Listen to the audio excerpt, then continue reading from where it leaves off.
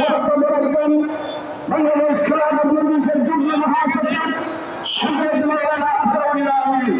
হযরত মাওলানা আতাউল্লাহ আমিন। আসসালামু আলাইকুম ওয়া রাহমাতুল্লাহি ওয়া বারাকাতুহু। আজকের মহাসম্মেলনের প্রধান সভাপতি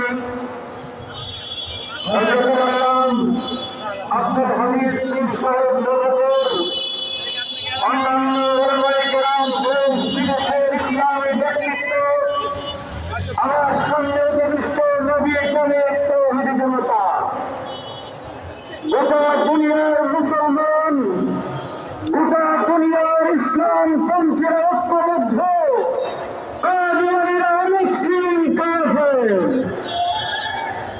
আজকের মঞ্চ সাক্ষ্য দিচ্ছে এটা শুধু বাংলাদেশের একটা মহাসম্মেলন নয়, এটা গোটা দুনিয়ার মুসলিম মিল্লাতের